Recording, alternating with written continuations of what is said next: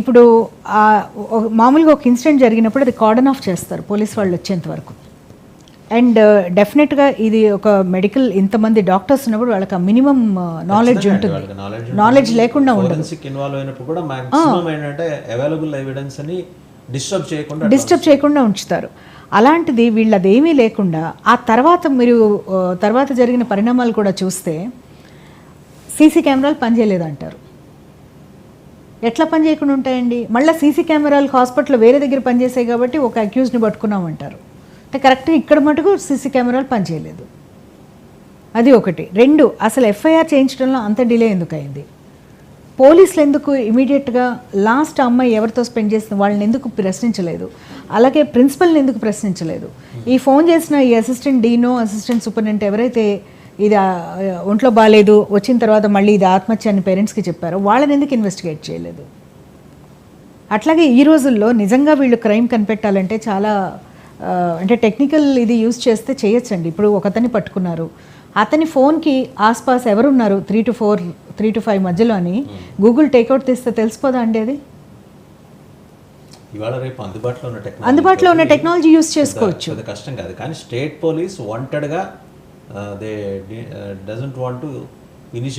ఇంకొక రెండు ముఖ్య విషయాలు ఏంటి అంటే, చాలా రోజుల నుంచి బాత్రూమ్స్ లేవని అక్కడ అడుగుతున్నారంట విద్యార్థులు. వీళ్ళు కరెక్ట్గా ఈ ఇన్సిడెంట్ జరిగిన రోజే బాత్రూమ్ కన్స్ట్రక్షన్ పేరిట అక్కడ డిమాలిషన్ స్టార్ట్ చేసి కూలీ వాళ్ళందరూ లేబరర్స్ అందరూ లోపలికి వెళ్ళి తిరగడం ఇదంతా చేసేప్పటికీ ఆబ్వియస్లీ సీన్ ఆఫ్ ఇదంతా కూడా డిస్టర్బ్ అయిపోతుంది కదా. అది కామన్ సెన్స్ ఉంటుందా అండి? వీళ్ళు డాక్టర్స్ పైపెచ్చు అంత అర్జెంట్ ఏముంది? మీరు సంవత్సరాలు పడి ఒక బాత్రూమ్ కట్టడానికి డిలే చేసిన వాళ్ళు ఆ రోజు అప్పటికప్పుడు చేయాల్సిన అవసరం ఏముంది? డిమాలిషన్ చేయాల్సిన అవసరం ఏముంది అసలు? మీకు ఒకటే గుర్తండి, అల్లరి మూకల లోపలికి వచ్చి మొత్తం ఇంకొకటి పీస్ఫుల్ గా ప్రొటెస్ట్ చేస్తున్న వాళ్ళు come inside and register their protest. ఆ ముసుగులో వచ్చి అది కూడా కాదండి, అక్కడ సీన్ లో ఉన్న పోలీసులు కూడా ఏమాత్రం ప్రివెంట్ చేయలేదు. ఇంకా పైపచ్చి వాళ్ళు వెళ్ళి దాక్కున్నారు. వీళ్ళు విచ్చలవిడిగా వ్యాండలైజ్ చేశారు. మనం చూసాం టీవీల్లో ఎట్లా చేశారనేది. సో అసలు శాంతి భద్రతలు అనేది టోటల్గా అసలు షీ లాస్ట్ ఇట్. పైపెచ్చి అన్నిటికన్నా అసలు irony and biggest joke of the century ఏంటంటే, ఈమె స్వయంగా ముఖ్యమంత్రి, మహిళా ముఖ్యమంత్రి 4వసారి చేస్తుంది. అడ్మినిస్ట్రేషన్ ఏంటి తెలియని వ్యక్తి కాదు. ఆమె హెల్త్ మినిస్టర్, ఆమె అక్కడ హోమ్ అఫైర్స్ మినిస్టరు. ఈమె రోడ్డెక్కుతుంది న్యాయం జరగాలి, మేము పోరాడుతున్నామని చెప్పి. అంటే ఎవరి మీద పోరాడుతుంది ఈమె? అసలు ఆమె ఇనాక్షన్కి ఆమె ఇమీడియట్గా అసలు మారల్ రెస్పాన్సిబిలిటీస్కి ఆవిడ రిజైన్ చేయాలి.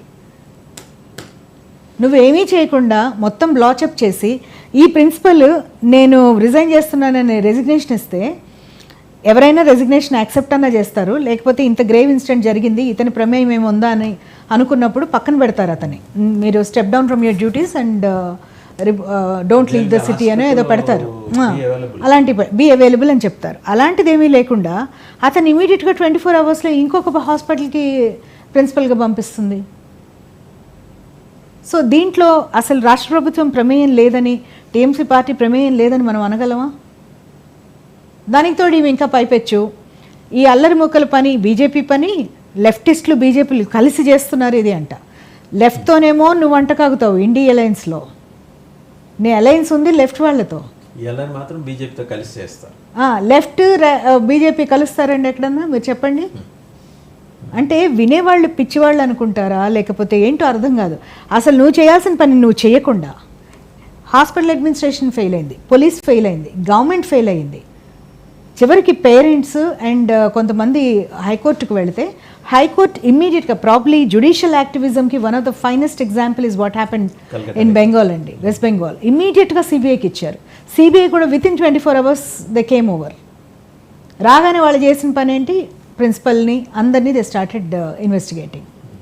ఇది ఎందుకు చేయలేకపోతుంది అక్కడ ప్రభుత్వం? పైపెచ్చు సీన్ ఆఫ్ అఫెన్స్ని కాంప్రమైజ్ చేశారు, ఇరేజ్ చేస్తున్నారని ఎవరు మాట్లాడినా సోషల్ మీడియాలో కానీ లేదు ఛానల్స్లో కానీ ఎవరు మాట్లాడినా వాళ్ళ మీద కేసులు పెడతామని అక్కడ కమిషనర్ బెదిరిస్తారు. Does it make any sense?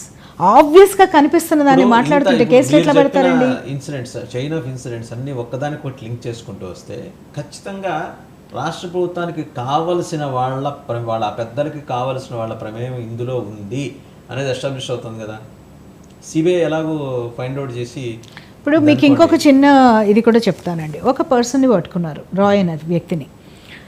అతను సపోజిడ్లీ హీఈస్ మన దగ్గర హోమ్ గార్డ్స్ లెక్క అక్కడ వాళ్ళు పోలీస్ వాలంటీర్స్ అని ఉంటారు. నెలకు ఒక 12,000 జీతం పెట్టి అతన్ని ఈ చెక్ పోస్ట్లో పెట్టారు, ఈ పోలీస్ చెక్ పోస్ట్లో, ఈ హాస్పిటల్కి సంబంధించి చెక్ పోస్ట్. ఇతనిది చాలా చెక్కర్డ్ పాస్ట్. అతనికి 4 పెళ్ళిళ్ళు అయ్యాయి, 2 వైఫ్స్ అతని మీద కంప్లైంట్ చేశారు స్పౌజల్ అబ్యూజ్. ఒకళ్ళైతే వికృత లైంగిక ప్రవర్తన మీద కూడా అతని మీద కంప్లైంట్ ఉంది. ఇతన్ని ఇంత చెక్కర్డ్ పాస్ట్ ఉన్న వ్యక్తిని మీరు ఎట్లా పెడతారు ఒక పోలీస్ చెక్ పోస్ట్లో? ఎందుకంటే ఒక మెడికల్ కాలేజ్ అంటే అక్కడ విమెన్ స్టూడెంట్స్ ఉంటారు, నర్సెస్ ఉంటారు, మహిళలు చాలామంది ఉంటారు. ఇదే హాస్పిటల్లో గత నెల రోజుల్లో చాలామంది మీద ఇతను కొద్దిగా హెరాస్ చేసిన కంప్లైంట్స్ కూడా ఉన్నాయి.